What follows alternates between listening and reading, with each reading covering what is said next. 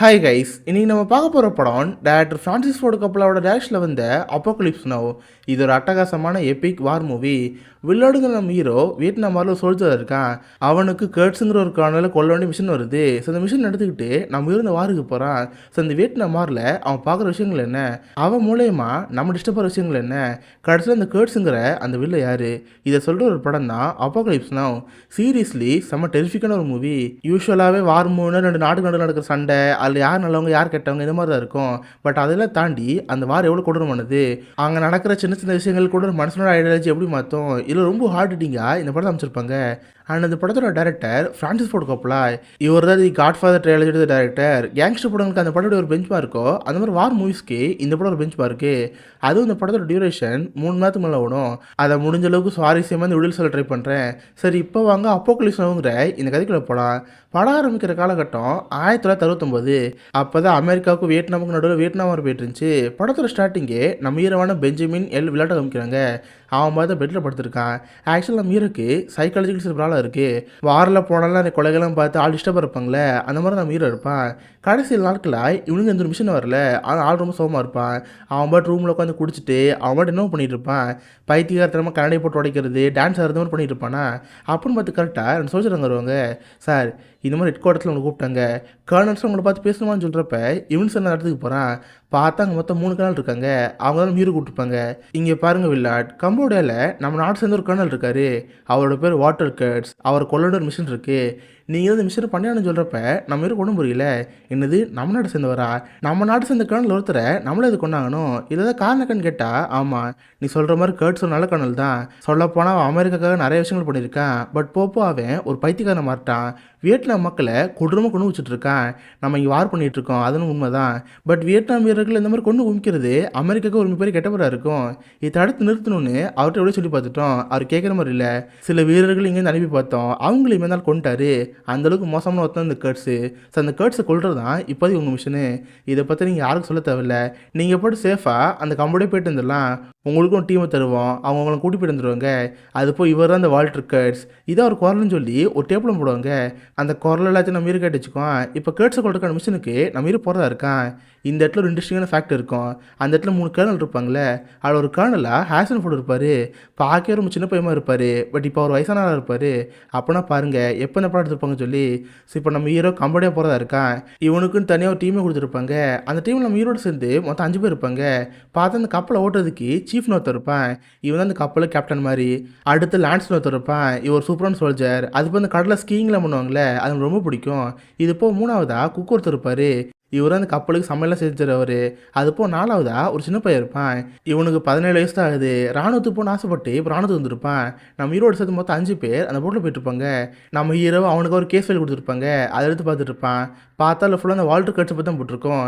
அவர் எப்பப்போ என்ன வேலை பண்ணார், இப்போ எப்படி இருக்காத மாதிரி போட்டிருக்குமா. பார்த்தா அந்த கர்ட்ஸை பற்றி படிக்க படிக்க நம்ம ஹீரோக்கு ஒரு ஆச்சரியமாக இருக்குது. ஏன்னா அந்த கர்ட்ஸ் ஒரு மோசமானவன். நிறைய மக்களை கொடூரமாக கொண்டு குமிச்சு அந்த மாதிரி போட்டிருக்கோம். அதுப்போ அந்த கர்ட்ஸு கீழே ஒரு பழங்குடியின மக்கள் இருக்காங்க. ஒரு மிகப்பெரிய தீவே வளைச்சி போட்டு அந்த பழங்குடியின மக்களுக்கு தலைவனாக இருக்கான். நிறைய வியட்நாம் மக்களை கொடூரமாக கொண்டுட்டு இருக்கான். இந்த மாதிரி போட்டிருக்குமா. இதை பார்த்து நம்ம ஹீரோக்கு ஆர்வமாக இருக்கும். சீக்கிரம் அந்த கர்ட்ஸை பார்க்கணுன்னு இவங்களோட போட்டில் போயிட்டு இருப்பாங்க. இவங்க அடுத்து நங்கர் இவன் ஒன்று இருக்குது, அதோட கம்போடியா போயிடணும். பட் அந்த இடத்துல இருக்கிற பிரச்சனை என்னென்னா, போகிற வழியில் நிறைய வியட்நாமியர்கள் இருப்பாங்க. இவங்கள மட்டும் பார்த்தா கண்டிப்பாக ஷூட் பண்ணுவாங்க. இதுக்காக செக்யூரிட்டி ஏதாவது வேணும்னு சொல்லி ஒரு கேப்டன் பார்க்க போகிறா இருக்காங்க. பார்த்தா அவங்க போயிட்டு இருக்கிற இடத்து பக்கத்தில் ஒரு தீவு இருக்கும். அந்த இடத்துல கர்னல் வில்லியம்னு ஒருத்தர் இருக்காரு. அவர் போய் மீட் பண்ணி, சார் இந்த மாதிரி அவங்க மிஷனுக்காக வந்திருக்கோம், இதை பற்றி உங்களுக்கு திருமணம் கேட்டால் அந்த அளவுக்கு எதுவும் தெரியாது. சொல்லப்போனால் அந்த ஆள் ரொம்ப கேர்லெஸ்ஸாக இருப்பான். அங்கே பார்த்து ஒரு மிகப்பெரிய போரே போயிட்டுருக்கோம். நிறைய வியட்நாம் மக்களை கொண்டு குமிக்கிறது, அமெரிக்கர்கள் சாகிறது மாதிரி போயிட்டுருக்குமா. பட் அதெல்லாம் அந்த கர்னல் கண்டுக்காம அவன் மட்டும் ஜாலியாக இருப்பான். சொல்லப்போனால் அந்த கர்னல் ஒரு சர்ஃபிங் பைத்தியம். ஸ்கர்ஃபிங் பண்ண போகிறேன்னு சொன்னால் போதும், எவ்வளோ பேராக சரி விட்டு வந்துடுவான். அந்த மாதிரி ஒரு ஆள். இப்போ அந்த வார இடத்துல ரொம்ப குடும்பம் போயிட்டுருக்கோம். பார்த்தா நிறைய மக்கள் இறந்து போயிருப்பாங்களே, அவங்க மேலே சீட்டு கடை போட்டு நீ கிங்கு, நீ குயினு, நீ ஜோக்கர்னு சொல்லி போட்டு சிரிச்சிட்டு இருப்பான். அது போக பார்த்து ஒரு பசுமாடு இருக்கும். டேய், இந்த மாடை கொள்ளாதீங்கடா, இதை வச்சு கொஞ்ச நேரம் பால் கரைப்போம், கிடைக்காதப்ப சமைச்சிக்கும், இது தூக்கணும்னு சொல்லி ஹெலிகாப்டர் மாடை தூக்கிடுவாங்க. இந்த அளவுக்கு கொடூரமாக அங்கே வார் போயிட்டுருக்கோம். கட் பண்ணால் அன்றைக்கி நைட் ஆயிரும். நம்ம ஹீரோ டீமில் சேர்ந்து கேம்ப் போட்டு அங்கேயே தங்கிடுவாங்க. அந்த கர்னலுக்கு எவ்வளோ கெஞ்சி வைப்பாங்க, சார் நாங்கள் அர்ஜென்ட்டாக நங்கரி வரைக்கும் போய் ஆகணும், நீங்கள் கூட செக்யூரிட்டி வாங்கன்னு சொன்னால் அவர் வரவே மாட்டேன்னு சொல்லுவார். அப்போ தான் உங்கள் டீமில் லான்ஸ் ஒருத்தருக்கல, இவன் வந்து சர்ஃபிங் பண்ண தெரியுமே, அவர் போட்டு வாங்குற மாதிரி, சார் நீங்கள் அந்த நங்கரி வரைக்கும் போயிருக்கீங்களா, அங்கே கடல்லாம் 6 அடி கடை வருமாமே, அதில் சர்ஃபிங் பண்ணால் செம்ம சூப்பராக போகலாம், இது உங்களுக்கு திரும்பன்னு கேட்டால் என்னது சர்ஃபிங் பண்ணலாமா? அப்புறம் என்னப்பா நாளைக்கெல்லாம் மொதல் எங்கே போவோம்? எவ்வளோ பேர் அங்கே கண்ணோட இருந்தாலும் சரி நம்ம பிரித்து வச்சுட்டு போயிட்டே இருப்போம்னு சொல்லி அடுத்த நாள் காலை ஹெலிகாப்டர் போயிட்டு இருப்பாங்க. நம்ம ஹீரோங்க டீம் மட்டும் போட்டில் போயிட்டு இருப்பாங்க. பார்த்தா அந்த நங்கரை ஒரு பக்கத்தில் ஒரு வியட்நாம் சேர்ந்த கிராமம் இருக்கும். அந்த கிராமமே பார்த்தா ரொம்ப அழகாக இருக்கும். மக்கள் ஹாப்பியாக இருந்துட்டு இருப்பாங்க. பட் இவங்க என்ன சும்மாவாக இருப்பாங்க? போனவங்க ஹெலிகாப்டர் எடுத்து அந்த கிராமத்தை அடிச்சு வைக்கிறவங்க அவ்வளோ மக்களை குடும்பமாக சாவடிக்கிறது, அவ்வளோ பெரிய மசக்கர் பண்ணிட்டு இருப்பாங்க. இதெல்லாம் பார்த்து ஹீரோக்கு ஒரு மாதிரி இருக்கும்.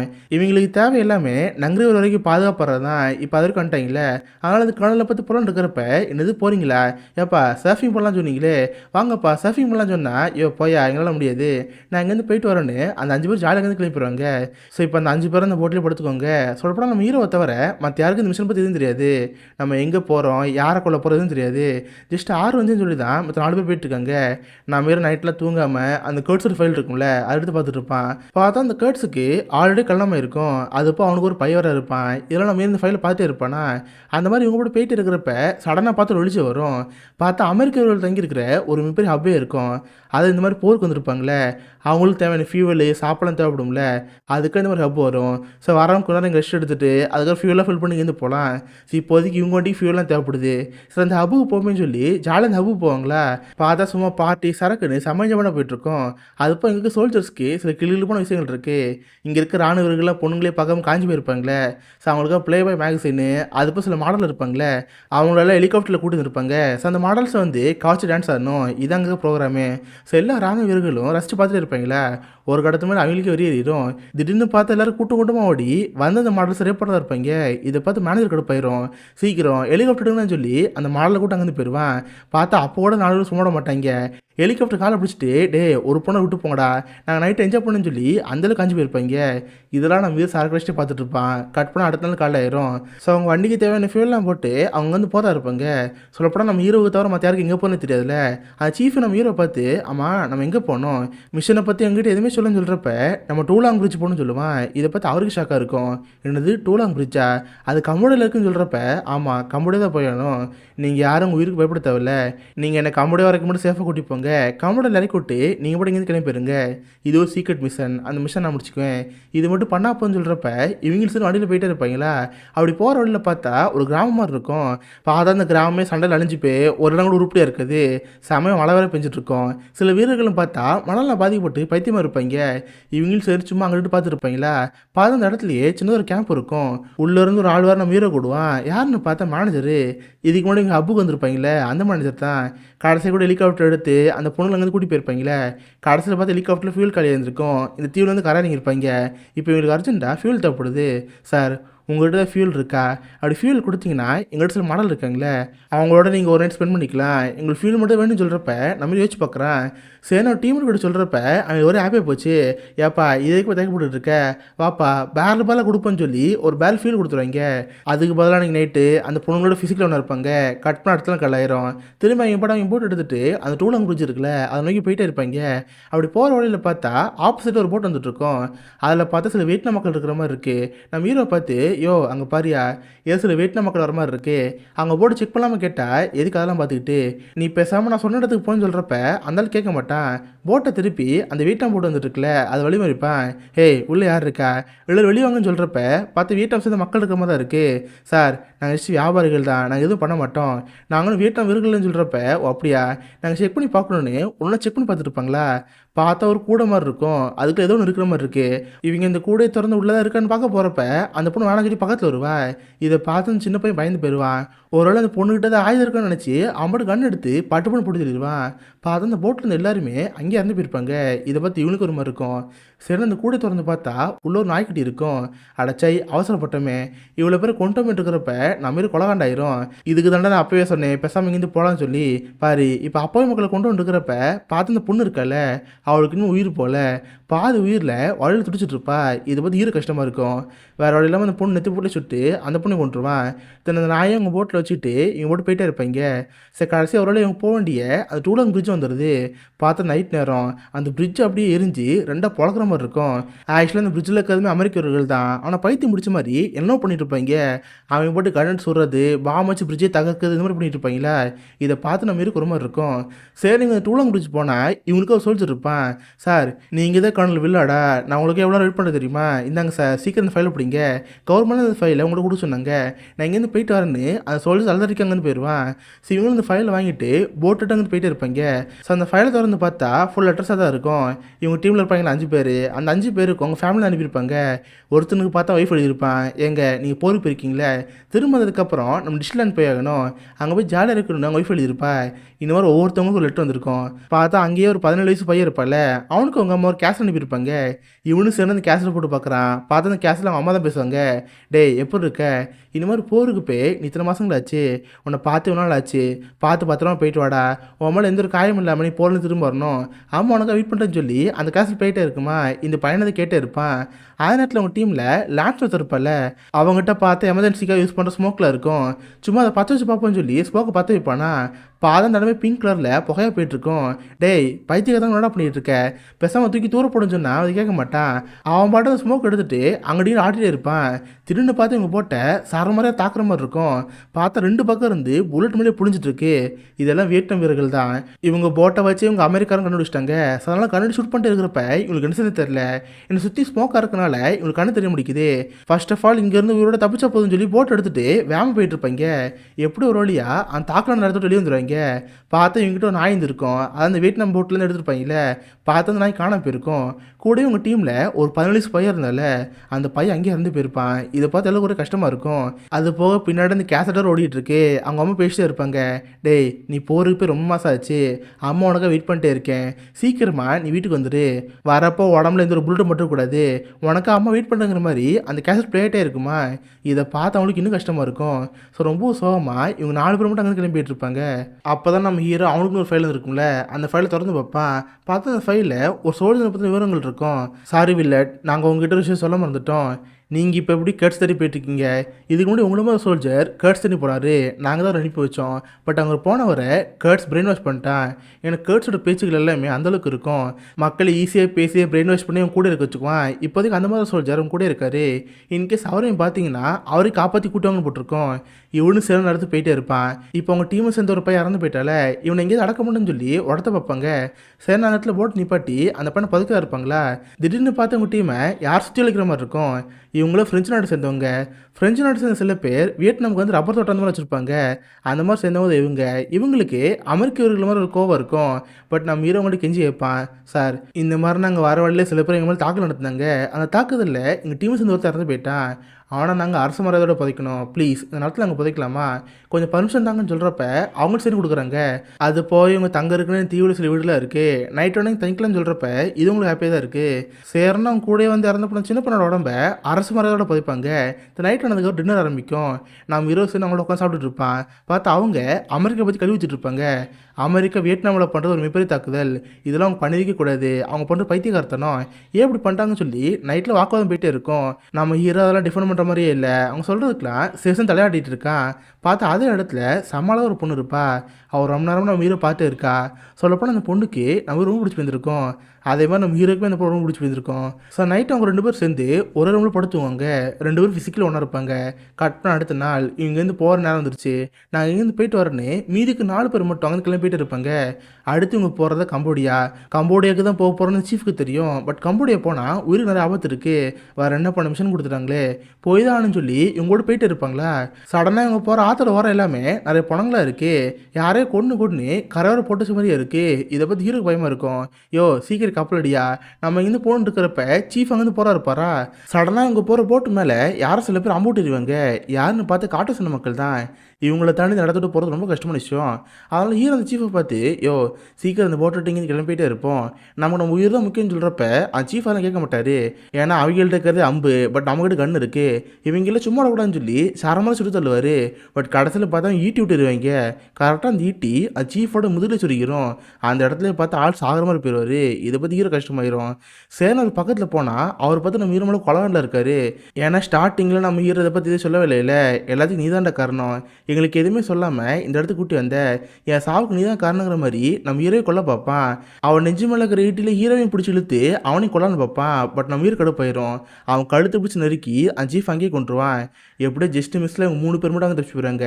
தனக்கு கொஞ்சம் தூரம் போனதுக்கப்புறம் ஒரு ஆற்றுல சீஃபோட போனதை போச்சுருவாங்க.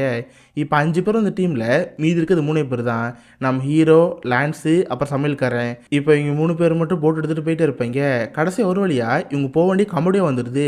பார்த்தது ஒரு மிகப்பெரிய தீவாக இருக்கும். அந்த இடத்த சுற்றி அவ்வளோ காட்டு சில மக்கள் இருப்பாங்க. கிட்டத்தட்ட அது பார்க்கறதுக்கு 1001 படம் மாதிரி இருக்கும். நம்ம ஹீரோக்கும் டீம் கல்லு விட்டுருக்கோம். பயந்துட்டே தான் போவாங்க. பார்த்தா அந்த இடத்துல ஒரு ரிப்போர்ட் இருப்பான். அவன் பார்த்து இங்கிலீஷில் பேசுவான். ஹே காய்ஸ், நானும் அமெரிக்கன் தான். எதுக்கு வந்துருக்கீங்கன்னு கேட்டால், நான் வால்டர் கர்ட்ஸை பார்க்கணும். அமெரிக்க ராணுவம் வந்து அவரை பார்த்து பேசுறதுக்கு அனுப்பியிருக்காங்க. நாங்கள் அவரை பார்க்கலாமே கேட்டால், சாரி சார், நீங்கள் இப்போதைக்கு கர்ட்ஸை பார்க்க முடியாது. சொல்லப்போனால் நாங்களே அவர் எப்போயோட தான் பார்ப்போம். நீங்கள் கொஞ்சம் வெயிட் பண்ணுங்க, கண்டிப்பாக அவரே கூடுவார்னு சொல்கிறப்ப நம்ம சுற்றி முற்றி பார்க்குறான். பார்த்தா அந்த இடமே அவ்வளோ கொடூரமாக இருக்குது. இதுக்கு முன்னாடி கர்ட்ஸ் போய் சொல்லியிருப்பாங்களே, அதெல்லாம் உண்மையில அப்போ தான் நம்ம ஹீரோக்கு புரியுது. பார்த்தா நிறைய வியட்நாம் மக்களை அவ்வளோ கொடூரமாக கொண்டிருப்பாரு. எல்லாரையும் கொடூரமாக கொன்று நிறுவனம் தொங்கிட்டுருப்பாரு. பார்த்தா கை தனியாக கால் தனியாக அந்த மாதிரி தொங்கிட்டு இருக்கும். இதை பார்த்து நம்ம ஹீரோ கழுவி விட்டுரும். அதுப்போ அந்த இடத்துல ஒரு சோல்ஜரையும் பார்ப்பேன். அப்போ தான் நம்ம ஹீரோக்கு ஞாபகம் வருது. நம்ம ஹீரோக்கு முன்னாடி ஒரு சோல்ஜரை இந்த மாதிரி கர்ட்ஸ் கொள்றதுக்கு அனுப்பியிருப்பாங்க. பட் கடைசியில் பார்த்தா அந்த சோல்ஜர் பிரெயின் வாஷ் ஆகிருப்பான். கர்ட்ஸோட பேச்சு கேட்டு இப்போ கர்ட்ஸோட டீமில் இருப்பான். இதை பார்த்து நம்ம ஹீரோக்கு ஒரு ஆச்சரியமாக இருக்கும். ஏகே நம்ம ஹீரோ போட்டுக்கு வந்து, இங்கே பாருங்க குக், நீங்கள் பேசாமல் இந்த கப்பலே இருங்க, நானும் லான்ஸ் மட்டும் உள்ளே போய் அந்த கர்ட்ஸை பார்க்குறோம். அவரை போட்டு சொல்லிட்டு வேலைங்கேருந்து போயிட்டே இருப்போம். இன்கேஸ் நாங்கள் உள்ளே போய் 22 மணி நேரம் கழிச்சு வெளியே வரலைன்னா நம்ம ஏர்ஸ்டேக் இருக்குல்ல, அதை காண்டாக்ட் பண்ணு. இந்த குவான்டிட்டி சொன்னீங்கன்னா அவங்க உடனே இந்த இடத்துக்கு வருவாங்க. இந்த இடத்தையே சுக்குநூறு அழிச்சு கர்ட்ஸையும் கொண்டுருவாங்க. இதை மட்டும் நீ பண்ணுன்னு சொல்கிறப்ப அந்த குக்கு சேர்ந்து கப்பலே இருக்கான். இப்போ நம்ம ஹீரோ லான்ஸ் சேர்ந்து மட்டும் அந்த இடத்துக்கு போகிறாங்க. கொஞ்சம் தூரம் போயிட்டு இருக்கிறப்ப பார்த்து சுற்றி காட்டு சில மக்கள் இருப்பாங்க. எல்லாரும் நம்ம ஹீரோ பிடிச்சி சேத்துல முக்கி எடுத்துருவாங்க. தென் அதுக்கப்புறம் தான் கர்ட்ஸ் கிட்ட கூட்டிகிட்டு போவாங்க. பார்த்தா கர்ட்ஸ் அவர் கூட படுத்திருப்பாரு. அவர் தான் தலைவர் மருளன் பண்ணுறோம். இவர் ஹாலிவுட்டோட one of the greatest actor. அந்த ஊரோட சிவாஜி கணேசன் சொல்லுவாங்க. ஆள் பார்த்தா மொட்டை அடிச்சுட்டு பல்க்கு ஆள வந்த மாதிரியே இருப்பார். அவர் நம்ம ஹீரோ பார்த்து, என்ன குழந்தை, அமெரிக்கா ஒன்று அனுப்பிச்சா, எதுக்கு ஒன்று அனுப்பிச்சுன்னு கேட்டால், அதுவா உங்களுக்கு பைத்தியம் முடிச்சிருச்சான், நிறைய மக்களை கொடூரமாக கொண்டுட்டீங்கன்னு சொல்கிறப்ப அந்த சிரிக்க ஆரம்பிப்பார். என்னது, நான் பைத்தியக்காரனா? தேச துரோகிக்கும் தேசப்பட்டிருக்கும் சின்ன வித்தியாசம் தான் இருக்குது. கவர்மெண்ட் சொல்கிற விஷயங்களை கேட்டு நீ எவ்வளோ பேரோனா கொள்ளு, உடனே அது தேசப்பட்டுன்னு சொல்லுவாங்க. இதே கவர்மெண்ட் பேச்சை கேட்காம சின்னதாக மனசாச்சோடு வருவேன், உனக்கு உடனே தேச துரோகிங்கிற ஒரு முத்திரை குத்துவாங்க. உன்னை பொறுத்த வரைக்கும் நீ ஒரு முன்முடியோடு வந்திருக்க. இந்த கர்ட்ஸுங்கிற ஒரு கொலகாரன், அவன் மோசமான விதமாக நடிச்சிட்டு இருக்க. பட் என் கூட இருந்துச்சுன்னா தான் நான் யாருன்னு தெரியும். நான் நல்லவனாக இருக்கிறதும் கெட்டவனாக இருக்கிறது ஜட்ஜ் பண்ணுறது உரிமை. பட் அதை முன்மூடி எடுக்கிறதுக்கு உனக்கு எந்த தகுதியும் கிடையாது. நான் சொல்கிறதெல்லாம் புரியுதான்னு கேட்டால் நம்ம இருக்க அவ்வளோக்கு புரியல. சரி, நம்ம ஹீரோ பிடிச்சி ஒரு கூண்டு அடைச்சிடுவாங்க. பார்த்தா நைட் ஃபுல்லாக அங்கேயே இருப்பான். அடிக்கடி இந்த ரிப்போர்ட்டர் தான் வந்து நம்ம ஹீரோட்ட பேசிட்டு இருப்பார். இங்கே பார்ப்ப வில்லட்டு, ஒரு அதிர்ஷ்டக்காரன். இன்கேஸ் ஒன்றை தவிர யாராவது பேசினாங்க வச்சுக்கேன், கேர்ட்ஸ் கொண்டு போட்டு போயிட்டே இருப்பார்.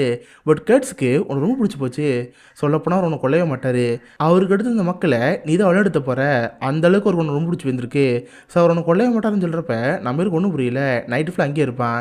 கட் பண்ண அப்படியே இந்த போட்டோ வைப்பாங்க. பார்த்தா உள்ள அந்த குக்கு இருக்கான். நம்ம ஹீரோ போய் ஒரு நாள் ஆயிடுச்சு, இன்னும் திரும்பவே இல்லை. ஸோ உடனே நம்ம டீமை காண்டாக்ட் பண்ணணும்னு சொல்லி ஆஸ்டிக் டீமை காண்டாக்ட் பண்ணிகிட்டு இருக்கான். அதோட சீன் கட் ஆயிரும். கட் பண்ண இப்போ நம்ம ஹீரோ நைட் இடத்துல இருக்க மாதிரி இருக்குது. பார்த்தா அவன் கை கையில் கட்டி போட்டிருப்பாங்க. அந்த இடத்துக்கு கர்ட்ஸ் வருவார். ஆள் பார்த்தா மூஞ்செல்லாம் கறி பூசிட்டு பார்க்க அவ்வளோ கொடூரமாக இருப்பார். அப்போ நம்ம ஹீரோட மடியில் ஏதோ ஒன்று வச்சுட்டு போகிற மாதிரி இருக்கும். நம்ம ஹீரோ உத்து பார்த்தா ஒரு தலை இருக்குது. அது யாருன்னு பார்த்தா அந்த குக்கோட தலை. அவன் போட்லேருந்து காண்டாக்ட் பண்ண பார்த்தால, இது தெரிஞ்சு போச்சு போல். அவனை பார்த்தா கொன்று தலையை மட்டும் நம்ம ஹீரோ மட்டும் வச்சுருப்பாரு. நம்ம ஹீரோக்கு அதை பார்த்து அள்ளு விட்டுறோம். அவன் கையோடு கட்டியிருக்காங்களா, ஏடியான்னு கத்திக்கிட்டு அந்த தலையை ஊட்டி விடுவான். பார்த்தா அது கீழே விழுந்து அப்படி துடிச்சிட்டு இருக்கும். அதை பார்த்து நம்ம ஹீரோ செம்மையாக பயந்து போயிடுவான். அந்த பயத்தில் அங்கேயே மயக்கம் விழுந்துருவான். கட் பண்ண அடுத்த நாள் ஒரு கூண்டில் அடைச்ச மாதிரி இருக்குது. அந்த கேர்ட்ஸை திறந்து விட்டு, இங்கே பாருப்பா, எனக்கு கூட ரொம்ப பிடிச்சிருக்கு. இந்த இடத்துல நீ எங்கே வேணா இருக்கலாம், ரொம்ப ஜாலியாக இருக்கலாம். பட் நீ கண்காணிப்பில் இருந்துகிட்டே தான் இருப்ப. நீ என்ன பண்ணலாம் பார்த்துட்டே தான் இருப்பேன்னு சொல்கிறப்ப இவனு சேர்ந்து அங்கேயே தங்க ஆரம்பிக்கிறான். அண்ட் அதே நேரத்தில் இவனுக்குமே கேர்ட்ஸ் ரொம்ப பிடிக்கும். பட் எனக்கு புரியாத விஷயம் என்னென்னா, எது கேர்ட்ஸ் இப்படி இருக்காரு, எதுக்கு தனக்கில் ஒரு கும்பலை உருவாக்கி இன்னொரு ராஜமாக இருக்காரு, இதான் ஒன்று புரியாமல் இருக்கும். ஸோ கேர்ட்ஸ் கூட உட்காந்துக்கிறப்ப அவர் அப்போ தான் பேச ஆரம்பிப்பார்.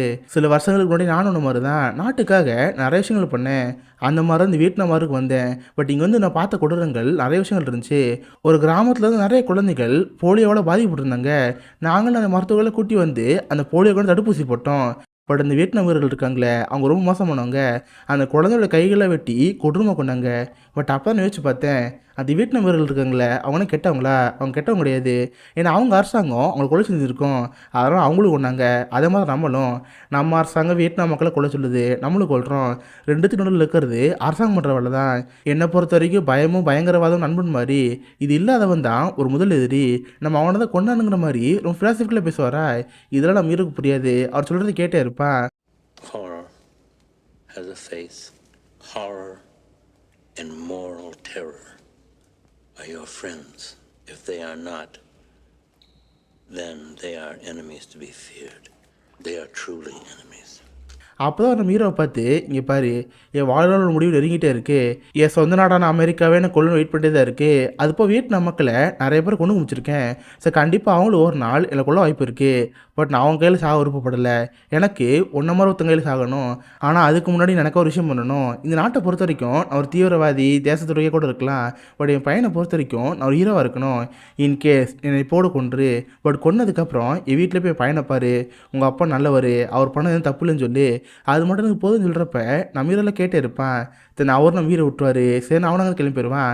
பார்த்தாங்க நிறைய காட்டுவாசின மக்கள் இருக்காங்களே, அவங்களோட ரொம்ப ஜாலியாக ஒரு திருவிழா கொண்டாடிட்டு இருப்பாங்க, ஒரு எரும மாடை கொண்டு வந்து அதை பலி கொடுக்கலான்னு இருப்பாங்க. அந்த ஆயிரத்தில் மீறவும் கேர்ட்ஸை கொள்ள தான் இங்கே வந்தான், அவன் கேர்ட்ஸை கொள்ள முடிவு எடுத்துட்டான். ஸோ யாருக்கு தெரியாத மாதிரி கேர்ட்ஸ் ரூமுக்கு போவான், பார்த்தா அந்த இடமே பார்க்க ஒரு ஆறு மாதிரி இருக்கும். சரி யாருக்கு தெரியாமல் தண்ணிக்குள்ளே மூழ்கி அந்த ரூம்குள்ளே போயிட்டே இருப்பான். கரெக்டாக அந்த பக்கம் எருமையோட கழுத்தில் விட்டுவாங்க, அதுக்கேற்ற மாதிரி இந்த பக்கம் நம்ம இரவு அருவாள் எடுத்து அந்த கேர்ட்ஸ் தலையில் விட்டுவான். ஸோ கேர்ட்ஸோட சாப்டர் அங்கே முடிய அங்கே எருமை இருந்து போயிடும். கடைசியில் அருவாள் எடுத்துகிட்டு நம்ம அங்கே வெளியே வருவான். பார்த்தா அந்த காட்டு சீன மக்களுக்கு ஒரே ஆச்சரியம், ஏன்னா கேர்ட்ஸ் இவ்வளோ நாள் ஒரு தலைமுறை பார்த்தாங்க, அவரை இவன் கொண்டான்னு சொல்லி எல்லோரும் கொலகாண்டில் இருப்பாங்க. அந்த ஆயத்தில் அவங்களும் நம்ம உயிரை விட்டுருவாங்க, ஏன்னா அவரே ஒரு சாவு விரும்பினார், அவரை தானே அவர் கொலை சொன்னார், இவன் எங்கேருந்து போட்டுன்னு எல்லோரும் அமைதியாக இருப்பாங்களா. ஸோ நம்ம ஹீரோ அருவாள் எடுத்துகிட்டு அங்கேருந்து வெளியே வந்துட்டே இருப்பான். பார்த்தா இப்போதைக்கு லேண்ட்ஸ் மட்டும் உயிரோட இருப்பான். ஸோ அவனும் லேண்ட்ஸ் மட்டும் சேர்ந்து அங்கேருந்து போகிறதா இருக்காங்க. அதே நேரத்தில் நம்ம கேர்ட்ஸ் இருக்கார்ல, அவர் சாகரமாக இருப்பார். சாகர் கடைசி நேரத்தில் கூட ஹாரர் அதாவது பயம். ஒவ்வொரு மனுஷனுக்கும் பயங்கிறது ரொம்ப முக்கியம், பயம் இல்லாத மனுஷன் அவன் தான் முதல் எதிரி, அவனோட நம்ம கொண்டான்னு சொல்லியிருப்பார்ல, அதுக்கேற்ற மாதிரி சாகரப்பு கடைசி நேரத்தில் கூட ஹாரர்னு சொல்லுவார். அதே இடத்துல நம்ம ஹீரோ ஒரு ரூமில் பார்த்து சில கேசட்டில் இருந்திருக்கும், இது எல்லாமே இந்த கேர்ட்ஸ் ஒரு ஐடியாலஜி பேசுகிற மாதிரி ரெக்கார்ட் பண்ணி வச்சிருப்பாரு. ஸோ அந்த கேசட்டையும் அவர் சில பேப்பர் எழுதி வச்சிருப்பாரு. ஸோ அந்த பேப்பர் எடுத்துகிட்டு நம்ம ஹீரோ லான்ஸ் மட்டும் அங்கே கிளம்பி போகிறாங்க. இதோட அப்போகலிப்ஸ்ங்கிற இந்த படம் முடியுது. ஸோ இந்த கிளைமேக்ஸை பார்த்ததுக்கப்புறம் ஒரு படம் ஞாபகம் வரும், ஆப்வியஸாக கேஜிஎஃப் தான். இந்த கிளைமேக்ஸை தான் கட் காப்பி பேஸ்ட் பண்ணி அப்படியே கிளைமேக்ஸ் வச்சிருப்பாங்க. ஸோ இது அப்போகலிப்ஸ்ங்கிற இந்த படத்தில் கதை. ஆக்சுவலாக இந்த கேர்ட்ஸுங்கிற கேரக்டர் ஒரு நல்லா வந்தான், அவன் நாட்டுக்காக ராணுவத்துக்கு வந்த ஒருத்தன், பட் இங்கே வந்ததுக்கப்புறம் தான் ரியாலிட்டி புரியுது, ஒவ்வொரு நாட்டுக்காரனும் அவனுக்கு ஒரு ஐடியாலஜி இருக்குது, அதை வச்சு அடுத்த நாட்டுக்காரனை கொண்டே இருக்கான். பட் எண்ட் ஆஃப் த டே பார்த்தா பாதிக்கு போகிறது அப்பாவி மக்கள் தான். ஸோ யாரும் எனக்கு வேண்டாம்னு சொல்லி அவனுக்குன்னு ஒரு மக்களை உருவாக்கி ஒரு ராஜா வாழ்ந்துட்டு இருக்கான். பட் அவனுக்கே தெரியுது நம்மளால் சாக போகிறோன்னு சொல்லி, பட் மற்றவங்க கையில் சாகாமல் ஹீரோமாக ஒருத்தர் இருக்கல, அவன் கையில் செத்த நல்லதுன்னு சொல்லி அவன் கையிலே சாகுறான். இதான் அப்போகலிப்ஸ் படத்தோட கதை. ஸோ கண்டிப்பாக உங்களா இருக்குமே இந்த படம் பிடிச்சுன்னு நினைக்கிறேன். அப்படி பிடிச்சிருந்தா இந்த வீடியோக்கு லைக் பண்ணுங்கள். இந்த மாதிரி வித்தியாசமான மூவிஸை பற்றி தெரிஞ்சுக்க மிஸ்டர் ஹாலிஷஸ் எப்படின்னு வச்சுக்கோங்க. உங்கள் இடத்துல ஒரு ஆசமான வீடியோ மீட் பண்ணுறேன். அது வரைக்கும் பாய் கைஸ்.